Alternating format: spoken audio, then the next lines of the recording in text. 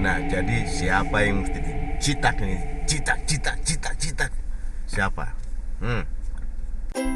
Nah, jadi sering kita temui ini. Jadi juga ada keluhan dari teman-teman ya, anaknya kecanduan gadget nih. Jadi apa yang perlu dievaluasi nih? Nah, ayo tonton terus video ini.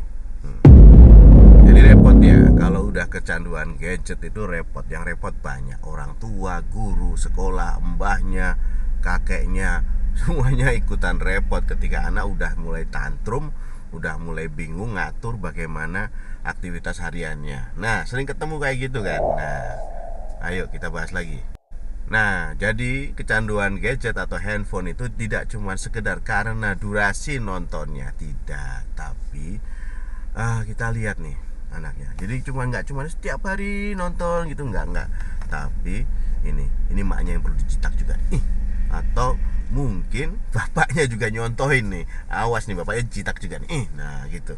Makanya kalau kita lihat tuh anak yang pertama, tandanya adalah mudah marah. Ada nggak? Dan tanpa sebab, karena kehilangan minat juga dengan hobi yang lain. Mudah marah, kehilangan minat dengan hobi yang lain, dan kemudian pasti ada gangguan tidur juga. Nah, ada juga nih gangguan makan. Nih perlu cetak juga nih. Nah, jadi HP atau gadget itu yang mengendalikan anak ini akhirnya, ya kan? Bener nggak? Dan orang tua kebingungan, pasti begitu, ya kan? Nah, terus kalau sudah begitu yang pusing siapa? Semua pusing, psikiaternya juga disambatin. Udah di aduh dok, ini bagaimana anak saya, ini bagaimana anak saya gitu. Nah, terus apa yang bisa dilakukan? Yaitu yang pertama adalah jadilah contoh buat anak. Jadi contoh buat anak, biar orang tua itu ketika ngobrol dengan anak juga nggak usah pegang HP. Bisa nggak? Nah, yang kedua nih, bikin waktu atau tempat bebas gadget. Bisa nggak seperti itu? Bisa nggak? Nah, itu ya, waktu atau tempat bebas gadget. Jadi orang tua harus berperan. Tanpa gadget, anak juga tanpa gadget, ya. Bapak tanpa gadget, ibu tanpa gadget. Bisa nggak? Nah, selain tempat, waktu juga nih. Misalnya habis maghrib sampai isya nggak ada gadget sama sekali, ngobrol. Atau di meja makan ngobrol. Jangan sampai dengan gadget. Makan aja sambil ngobrol, ya kan. Nah, tanpa gadget, taruh dulu handphonenya. Ini penting. Nah, sudah begitu, perlu kita kasih tahu juga nih bahwa harus ada penggantinya. Memang kalau udah kecanduan harus ada penggantinya. Jadi nggak cuman kita memberhentikan, enggak, ada yang kita gantikan, yaitu tawaran mengganti aktivitas main gadget.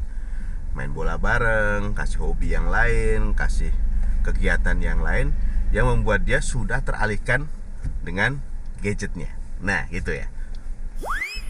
Dan makanya bapaknya, ibunya, mbahnya, kalau serumah, pembantunya juga harus ikut berperan dalam mengatasi adik-adik kita yang kecanduan gadget ini, ya. Semuanya berperan, tidak cuman anaknya aja yang disuruh, ya. Jadi ketika bapaknya, ibunya juga masih main handphone ketika lagi ngobrol sama anak, lagi duduk bareng sama anak, jangan harap anaknya sembuh. Nah, pembatasan waktu dan pembatasan tempat itu penting juga. Kasih waktu kalian bareng, ya. Serumah itu buat ngobrol bareng, share sesuatu yang baik, atau ngobrol masalah ringan yang dia omongin sama anak, yang bisa diungkapkan oleh anak. Dan anak tuh dibiasakan untuk bercerita, kamu lagi ngapain, di sekolah ngapain, ya kan. Atau mungkin dia main, ada masalah dengan temannya, itu perlu kita tanya, ya. Jadi jangan bapaknya ikutan main HP, ibunya ikutan main HP, pembantunya juga gitu, emaknya, mbahnya juga gitu. Jangan, ya. Nah, makanya ayo semuanya ikut berperan untuk membantu adik-adik kita biar enggak kecanduan gadget atau handphone. Nah, bisa nggak? Nah, kalau misalnya masih kesulitan, ayo konsultasikan dengan psikiater kamu, ya. Ketemu dengan psikolog kamu, ya. Gitu. Dan pembiasaan tadi sangat penting.